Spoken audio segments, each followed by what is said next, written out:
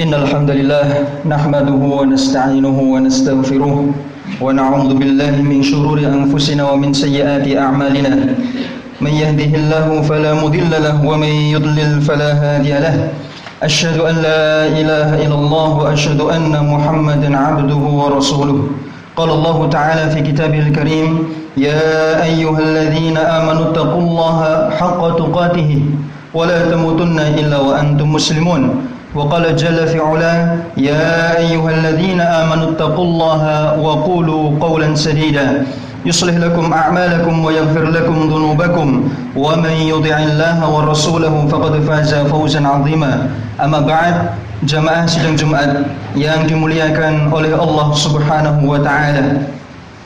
Yang pertama dan paling utama, marilah kita senantiasa mengingat Allah Subhanahu wa taala atas segala kenikmatan yang telah datang kepada kita, kenikmatan yang tidak akan pernah bisa kita hitung. Kenikmatan yang tidak bisa dihitung itu berarti banyak yang telah kita lupakan. Kenikmatan yang tidak bisa kita tentukan itu, maka seyogyanya kita mengucapkan syukur atas segala sesuatu yang kita ingat maupun yang telah kita lupakan, karena semuanya datangnya dari Allah Subhanahu wa taala. Salam dan salawat kita aturkan kepada junjungan besar Nabi Muhammad sallallahu alaihi wasallam, kepada seluruh keluarga, istri, sahabat beliau dan seluruh manusia yang mengikuti jalan petunjuk beliau, yang senantiasa menggenggam sunnah-sunnah beliau, menghidupkan apa yang sudah ditinggalkan, maka merekalah yang kelak akan mendapatkan keselamatan dan rahmat dari Allah Subhanahu wa taala. Jamaah kaum muslimin yang dimuliakan oleh Allah Subhanahu wa taala. Allah Subhanahu wa taala telah menyebutkan di dalam salah satu potongan ayatnya dalam surat As-Saffat. Allah Subhanahu wa taala berfirman, waqifuhum innahum mas'ulun. Allah berfirman, hentikanlah mereka karena sesungguhnya mereka harus ditanya. Ditanya tentang apa? Ditanya tentang sesuatu yang telah mereka rasakan dahulu di dunia. Allah menghentikan manusia, maka kejadian ini adalah kejadian di saat manusia sudah dibangkitkan dari kematian, yaitu pada hari kiamat, hari di mana Allah mengumpulkan seseorang yang telah meninggal. Allah mengumpulkan seluruh manusia dari Bani Adam, seluruh manusia dari Nabi Adam, hingga akhir kelak di hari kiamat orang terakhir yang hidup di masa itu. Seluruhnya akan dikumpulkan, baik laki-laki maupun perempuan. Di antara mereka akan saling melihat dalam keadaan setiap dari mereka tidak mengenakan sandal. Setiap dari mereka tidak ada yang mengenakan pakaian, dan setiap dari mereka terlihat aurat sesama mereka. Keadaan ini tidak akan terjadi kecuali pada hari di mana semua manusia akan mempertanggungjawabkan apa yang telah dilakukan. Jamaah, hari itu adalah hari penghitungan. Hari di mana Allah Subhanahu wa taala mengumpulkan kita semua, lalu mengecek siapa yang telah sukses dan berhasil melewati ujian-ujian di dunia, dan untuk membedakan siapa yang gagal dalam melaksanakan ujian tersebut. Allah Subhanahu wa taala berfirman, وَنَضَعُ الْمَوَازِينَ الْقِسْطَ لِيَوْمِ الْقِيَامَةِ فَلَا تُظْلَمُ نَفْسٌ شَيْئًا. Sesungguhnya di hari itu Allah meletakkan sebuah timbangan yang pasti penuh dengan keadilan di hari kiamat, dan tidak ada seorang pun yang akan Allah zalimi atas setiap yang telah mereka lakukan. Bahkan Allah akan mendatangkan kebaikan walaupun sebesar biji tumbuhan, ataupun keburukan yang telah mereka lakukan walaupun sebesar biji yang sama. Allah akan menghadirkan seluruhnya. Wa kafa bina hasibin. Maka Allah sesungguhnya satu-satunya zat yang akan menegakkan keadilan tersebut. Jamaah, hari itu akan datang. Nyawa kita hari ini masih ada, maka apa yang akan kita siapkan di hari pertemuan tersebut? Timbangan yang penuh dengan keadilan. Lalu siapa yang akan menggunakan timbangan itu? Apakah para nabi Apakah para malaikat yang akan menimbang kita? Tidak. Allah Subhanahu wa taala berfirman, "Wa jaa'a rabbuka wal malaku shaffan shaffan." Sesungguhnya Allah sendiri yang akan menghakimi kita. Allah sendiri yang akan menghitung amalan-amalan kita. Hari di mana satu harinya setara dengan 50.000 tahun lamanya. Fi yaumin kana miqdaru 50.000 sanah. Satu hari di mana setara dengan 50.000 tahun. Maka sebanyak apapun makhluknya, Allah Maha Kuasa untuk menghitung atas apa yang mereka lakukan. Dari sekian banyak kegiatan, amalan dan perbuatan yang kita lakukan, satu yang paling akan ditanya, yaitu berhubungan dengan hak Allah Subhanahu wa taala. Hak Allah yaitu disembah. Maka sesembahan yang kita lakukan yaitu yang paling sering dilakukan dalam satu hari, dan itu merupakan patokan amal, yaitu sholat kita. Maka Allah akan menimbang bagaimana keadaan sholat kita. Apakah kita akan sukses dan berhasil, atau justru sebaliknya kita akan gugur dan gagal dalam ujian yang telah Allah berikan selama kehidupan di dunia. Kenapa sholat? Karena sholat adalah rukun yang paling utama. Wassolatu amudul Islam. Sholat adalah tiang agama. Jika tiang tidak ada, maka masjid ini pun akan roboh. Maka bangunan apa yang tidak ada tiangnya bisa berdiri dengan tegak, kecuali langit yang tidak pernah ada kita ketahui batasnya. Semua tegak dengan tiang. Maka sholat jika tidak tegak, maka seluruh amalan yang lainnya juga tidak akan tegak. Jika sholat tidak gampang untuk dihisab, maka amalan lain pun akan lebih susah untuk dihisab. Jika sholat tidak lolos, maka amalan yang lain pun tidak lolos. Kenapa jamaah? Karena sholat adalah peribadahan yang memang berat. Yang lain mudah. Haji hanya sekali setahun, bahkan seumur hidup. Umroh setahun sekali kalau yang jauh darinya. Zakat gampang, tinggal ngeluarin uang. Namun sholat harus berjalan, meneguhkan hati untuk mendatangi panggilan. Maka tidak banyak yang mampu melakukannya. Bahkan survei telah menunjukkan tahun 2024 dari 82% penduduk muslim Indonesia, hanya 38% yang melakukan sholat, baik itu sholat di masjid maupun sholat sendirian di rumah. Sisanya tidak pernah sholat. Kok bisa? Jamaah, umat Islam banyak, namun mereka keadaannya di hari kiamat sebagaimana Rasulullah SAW menyebutkan. Jumlah mereka banyak, namun mereka seperti buih di lautan yang tidak ada harganya, yang diombang-ambingkan oleh kekuatan yang lain, kekuatan orang-orang non-muslim. Umat Islam sendiri telah hilang jati dirinya. Bayangkan, hanya 38% yang sholat, sisanya kemana? Bahkan sholat Idul Fitri pun jarang mereka keluar, bahkan ada yang tidak keluar. Saya pernah melihat dengan mata kepala saya sendiri, ada beberapa orang yang bahkan sholat Idul Fitri, Idul Adha pun tidak datang. Maka apa yang diharapkan dengan sholat 5 waktu, yang itu lebih berat daripada sholat 1 kali dalam setahun? Jemaah yang dimuliakan oleh Allah Subhanahu wa taala, jika hak Allah sudah ditanyakan, maka berikutnya yang ditanyakan adalah hak yang berhubungan dengan makhluk yang lain, yaitu yang pertama kali dalam riwayat yang sahih disebutkan bahwa hal pertama kali yang berhubungan dengan orang lain yang akan dihisab adalah perkara darah. Maka sungguh merugi orang yang membunuh muslim yang lain. Sungguh merugi orang yang membunuh seseorang tanpa alasan yang dibenarkan oleh agama. Sungguh merugi orang yang meledakkan dirinya untuk membunuh orang yang tidak disyariatkan untuk dibunuh.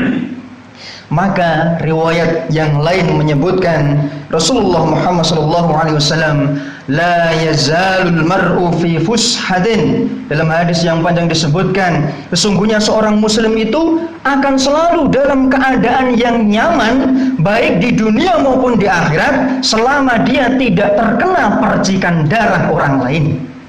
Maka orang yang membunuh jiwa orang lain, yang bersekongkol untuk membunuh orang lain, yang berencana untuk membunuh orang lain, mengalirkan darah kaum muslimin, maka mereka adalah orang yang akan mendapatkan hisab yang berat setelah amal solat yang mereka lakukan. Allah Subhanahu wa ta'ala berfirman, mengabarkan lewat lisan Rasulnya dalam sebuah riwayat yang sahih disebutkan, la zawalud dunya ahwanu indallahi min qatli rajulin muslim. Sesungguhnya dunia ini hilang itu lebih remeh di sisi Allah Subhanahu wa ta'ala dibandingkan satu nyawa orang muslim yang hilang. Lalu setelah sholat, darah, apakah dia membunuh orang lain, maka berikutnya akan dihisab perkara-perkara lain selain daripada dua yang tadi. Perkara-perkara yang berhubungan dengan hak Allah Subhanahu wa ta'ala, lalu perkara yang berhubungan dengan hak-hak manusia di sekitar mereka. Maka semua dosa-dosa itu akan hilang dosanya jika mereka bertaubat sebelum kematian atau mereka mengucapkan istighfar di tengah-tengah kesibukan harian mereka. Allah Subhanahu wa ta'ala berfirman, illa man taba wa amana wa amila salihan faulaika yubaddilullahu sayyiatihim hasanat wa kana Allahu ghafurur rahima. Surat Al-Furqan ayat 70. Sesungguhnya mereka yang melakukan dosa-dosa itu, jika mereka bertaubat lalu beriman dengan sebaik-baiknya keimanan setelah ketaubatan itu, lalu mereka mengamalkan amalan-amalan kesolehan, maka mereka itu adalah golongan orang-orang yang kesalahannya Allah ganti menjadi kebaikan. Maka betapa Allah memiliki sifat Ghafurun Rahimah. Allah Maha Pengampun atas kesalahan kita, dan Allah Maha Penyayang atas hamba-hambanya yang berhak untuk disayangi, yaitu orang-orang yang beriman. Kesalahan kita, kesalahan yang tidak diketahui oleh orang lain, kesalahan yang kita sembunyikan, yang hanya Allah dan kita yang tahu, kesalahan-kesalahan itulah yang Allah akan ampuni. Namun beda lagi dengan kesalahan yang sebenarnya Allah menjaga hal itu dari mata manusia, dari pandangan manusia, namun justru ada sebagian manusia yang justru menampakkan kesalahan dia yang sudah Allah sembunyikan, dia tampakkan di hadapan mata orang lain. Maka perkara ini lebih berat daripada yang jika dia menahan daripada pengetahuan orang lain. Jamaah yang dimuliakan oleh Allah Subhanahu wa ta'ala, maka kezaliman-kezaliman terhadap manusia akan dihisab. Kezaliman yang paling besar yang berhubungan dengan pencipta kita, yaitu sesuatu yang tidak bisa diampuni, dosa yang tidak bisa diampuni. Allah sendiri yang mengatakan, bukan khatib yang menjelaskan. Allah Subhanahu wa ta'ala berfirman dalam surat An-Nisa ayat 48 dan 116, Innallaha la yaghfiru an yushraka bihi wa yaghfiru ma duna dzalika liman yasha. Satu dosa yang tidak akan Allah ampuni, yaitu dosa syirik, yang mana seseorang menyekutukan Allah Subhanahu wa ta'ala di samping dia menyembah Allah. Allah tidak akan pernah mengampuni dosa itu selama dia belum bertaubat, sebelum nafas terakhirnya terhembuskan.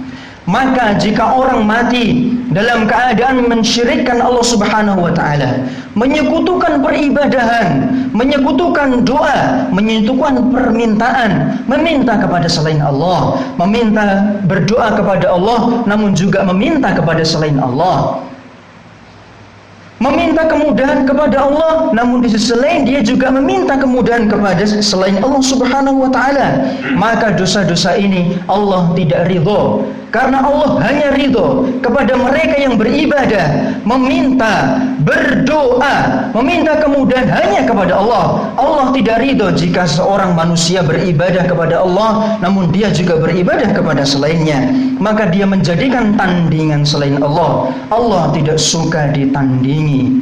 Allahu Ahad. Qul, Muhammad katakan, Allahu Ahad, Allah itu Maha Esa.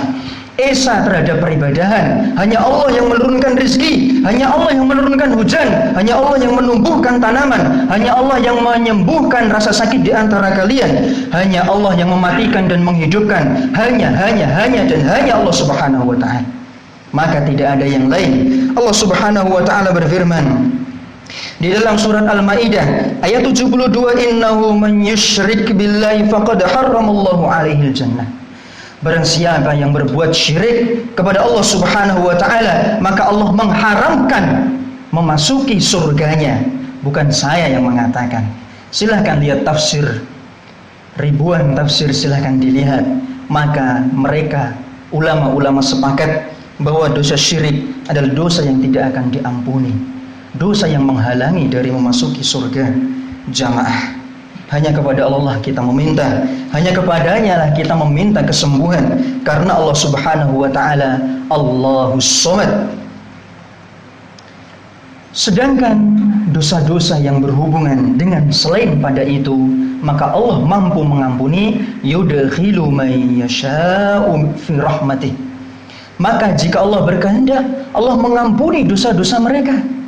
Dosa-dosa selain syirik, maka Allah mengampuni dosa-dosa mereka. Namun Allah melanjutkan di ayat yang sama, wadh-dhalimina a'adda lahum 'adzaban alima. Dan orang-orang yang zalim, silakan lihat terjemahan, silakan lihat seluruh tafsir. Maka makna zalim di sini adalah mereka yang berbuat syirik kepada Allah. Maka Allah menyiapkan bagi mereka 'adzaban alima, siksaan yang sangat pedih. Aliman, tidak ada siksaan yang lebih pedih daripada itu. Surat Al-Insan ayat 31. Jamaah yang dimuliakan oleh Allah Subhanahu wa ta'ala, jika kita pernah melakukan dosa, maka khatib pun lebih banyak pernah melakukan dosa. Jika kita pernah melakukan kesalahan, maka pasti Allah akan memaafkan.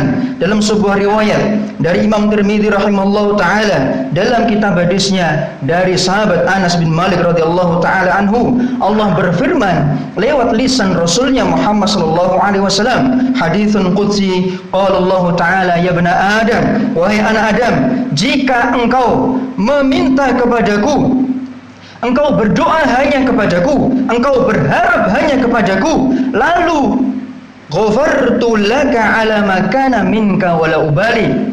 Jika engkau tetap melakukan dua hal tadi, berdoa dan berharap hanya kepadaku, maka aku akan mengampuni seluruh apa dosamu, kesalahanmu, dan aku tidak peduli sebanyak apapun itu. Ya bani Adam, jika seandainya, wahai anak Adam, seandainya dosamu mencapai puncak langit dan engkau mendatangiku tanpa pernah engkau berbuat syirik kepadaku, ghafartu laka wala ubali. Aku akan mengampuni seluruh dosa itu dan aku tidak peduli sebanyak apapun. Ya bani Adam, wahai anak Adam, jika engkau datang kepada aku dengan dosa sepenuh bumi yang sepanjang kalian melihatnya, tsumma laqitani, dan engkau mendatangiku tanpa pernah berbuat syirik kepadaku, la ataituka bi qurabihal maghfirah. Aku akan mendatangimu dengan semisal kesalahanmu tadi, sebesar bumi tadi, namun bukan sebesar bumi kesalahan, namun sebesar bumi ampunan. Setiap kita pernah berbuat salah, kesalahan yang kadang kita tidak mengetahui, kesalahan yang dirasakan oleh tetangga kita, kesalahan yang dirasakan oleh teman kerja kita, lisan kita yang tidak pernah bisa kita menahannya, lisan yang tidak bertulang itu mengatakan sesuatu yang menyakiti hati orang lain, tetangga kita yang merasakan kezaliman kita, sesuatu yang datang dari rumah kita membisikkan dan mengganggu tetangga kita saat istirahat. Tangan kita pernah memukul seseorang, bahkan kita lupa orang mana yang pernah kita pukul, kita lupa semua itu, maka kita beristighfar di siang hari yang mulia ini. Aqulu qouli hadza wa astaghfirullah li wa lakum wa lisairil muslimina min kulli dhanb fastaghfiruhu innahu huwal ghafurur rahim.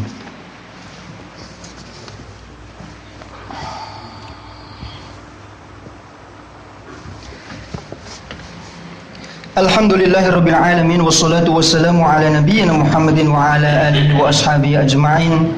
Di hari kiamat akan ada 5 pertanyaan. Setelah semua yang telah berlalu tadi ditanyakan, maka seluruh manusianya tanpa terkecuali laki-laki perempuan, mukmin maupun kafir, yang laki-laki maupun perempuan, yang kaya maupun miskin, yang besar maupun kecil, jika mereka sudah waktunya mendapatkan dosa dan pahala dicatat di amal buku catatan mereka, mereka semua akan ditanya. Bagaimana cara bertanyanya? Jumlahnya manusia miliaran. Jangan pernah menanyakan kemampuan Allah Subhanahu wa taala. 5 pertanyaan. Dalam hadis yang sangat masyhur, hadis yang sahih diriwayatkan dari Ibnu Mas'ud radhiyallahu taala anhu, Rasulullah sallallahu alaihi wasallam pernah bersabda, "La tazulu qadama 'abdin." 2 kaki anak Bani Adam, mukmin maupun kafir akan ditanya di hari kiamat, maka akan ditanya di depan Rabb mereka satu persatu, tanpa ada penerjemah, tanpa ada yang membantu, tanpa ada harta yang bisa mereka sogok. 5 hal. Umurnya mereka gunakan untuk apa? Masa mudanya berlalu untuk apa? Hartanya didapatkan dari mana? Dan hartanya digunakan untuk apa? Pertanyaan kelima, yaitu amal apa yang sudah dilakukan dari ilmu yang sudah mereka punya. Maka jamaah, umur kita sekarang 20-30 tahun. Kita mau hidup berapa lama lagi? 30 tahun? Mau hidup berapa tahun lagi? 50 tahun? Kalau kita pengen hidup 30 tahun lagi, 30 tahun itu akan kita isi dengan apa? Kalau kita ingin hidup 50 tahun, 50 tahun ingin kita isi dengan apa? Jika semua itu berlalu, namun memperberat timbangan keburukan, lalu apa gunanya? Jamaah, semua dari kita pernah melakukan kesalahan. Ada waktu untuk kita bertaubat. Ada saudara kita, orang tua kita, kerabat kita yang sekarang sudah berada di bawah tumpukan tanah kuburan. Mereka tidak bisa mengharapkan apa-apa kecuali amalan yang tidak bisa terputus darinya. Kita yang masih hidup, nafas masih ada masih bisa kita hirup, maka waktu masih ada, maka selayaknya kita kembali kepada jalan Allah Subhanahu wa taala yang benar. Jalan Allah sudah ditunjukkan. Allah Subhanahu wa taala berfirman, "Wa hadainahun najdain." Dan telah kami berikan petunjuk an-najdain, 2 jalan. Jalan keburukan Allah sudah tunjukkan, jalan kebenaran Allah sudah sampaikan. Maka jalan yang mana akan kita pilih tergantung pilihan kita. Jika kita menuju kepada Allah dengan hati ikhlas, dengan hati yang jujur, maka Allah akan menunjukkan kita kepada jalan menuju surga. Amin ya rabbal alamin. Inna Allah wa malaikatahu yusalluna 'alan nabi ya ayyuhalladzina amanu sallu 'alaihi wa sallimu taslima. Allahumma salli 'ala Muhammad wa 'ala ali Muhammad kama shallaita 'ala Ibrahim wa 'ala ali Ibrahim fil 'alamin innaka Hamidum Majid. Warhamna ma'ahum birahmatika ya arhamar rahimin ya hayy ya qayyum birahmatika nastaghits aslih lana sya'nana kullahu wa la takilna ila anfusina tarfata 'ain. Rabbana zalamna anfusana wa illam taghfir lana wa tarhamna lanakunanna minal khasirin. Rabbana ighfir lana dhunubana wa ikhwanana alladhina sabaquna bil iman wa la taj'al fi qulubina ghillan lil ladzina amanu rabbana innaka ra'ufur rahim. Rabbana hab lana min azwajina wa dhurriyyatina qurrata a'yun waj'alna lil muttaqina imama. Rabbana atina fid dunya hasanah wa fil akhirati hasanah wa qina adzaban nar. Subhana rabbika rabbil izzati amma yasifun wa salamun 'alal mursalin walhamdulillahi rabbil alamin. Aqimus shalah.